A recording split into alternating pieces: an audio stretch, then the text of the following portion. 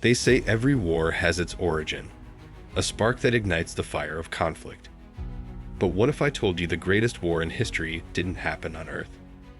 No trenches, no battalions, no weapons forged by human hands. Instead, it unfolded in the heavens. A cosmic rebellion that shook the very foundation of creation. This is the story of the angel wars, the untold tale of Lucifer's rebellion, and the battle that changed eternity. Before there was light, before the first human walked the earth, there was order. The heavens were a realm of perfect harmony, ruled by the Creator. Angels, beings of unimaginable beauty and power, were made to serve as messengers, protectors, and worshippers of the divine. Among them was one who shone brighter than all others, a being named Lucifer. Lucifer. His name means light bringer or morning star. Imagine him, if you can, radiant, majestic, adorned with jewels that reflected the glory of the Creator. He was not just an angel, he was the pinnacle of angelic creation, a cherub of the highest order. Ezekiel 28:12-15 describes him as perfect in beauty and blameless in his ways. Some interpretations suggest that Lucifer was the chief musician in heaven, his very being a vessel of worship. But beauty and power have a way of breeding pride. And pride? Pride has a way of corrupting even the purest heart.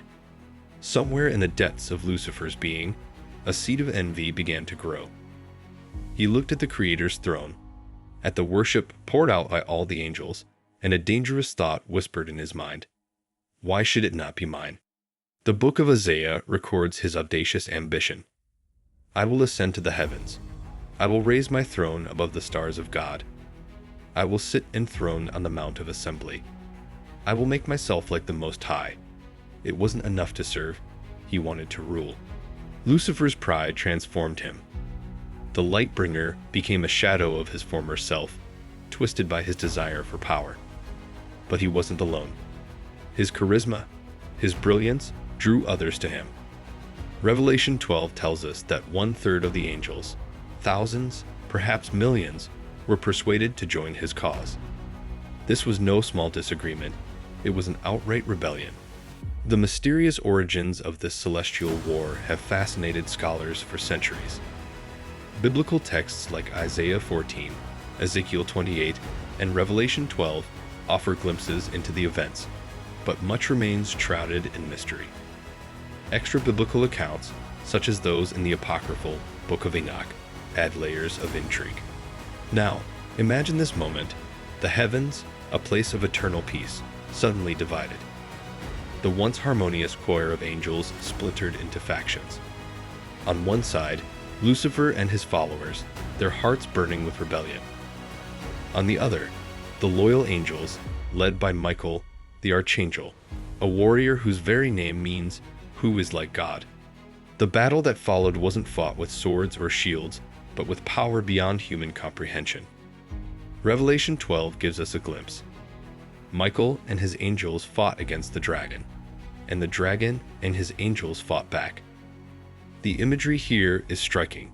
A celestial war, stars falling like casualties, the heavens themselves trembling under the weight of their conflict. But Lucifer underestimated his opponent.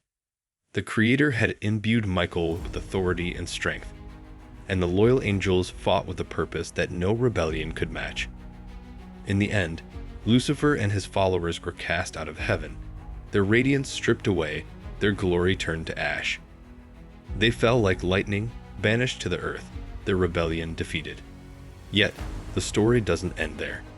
Lucifer, now known as Satan, the adversary, didn't retreat quietly. Exiled but not destroyed, he turned his attention to a new creation, humanity. The same pride that led him to rebel against the Creator now fueled his desire to corrupt what the Creator loved most.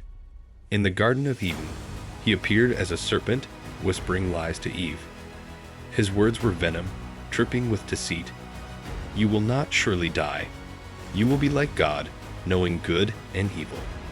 Sound familiar? It was the same promise he had made to the angels who followed him.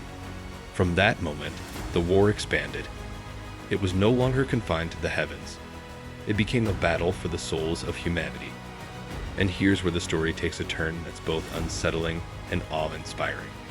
The angel wars didn't end with Lucifer's fall. They continue even now, in ways we can't fully see.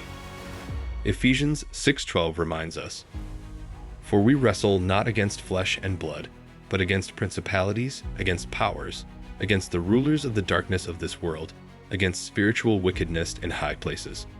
It's a war fought in unseen realms, but its effects ripple into our world through temptations, conflicts, and the struggle between good and evil in every human heart.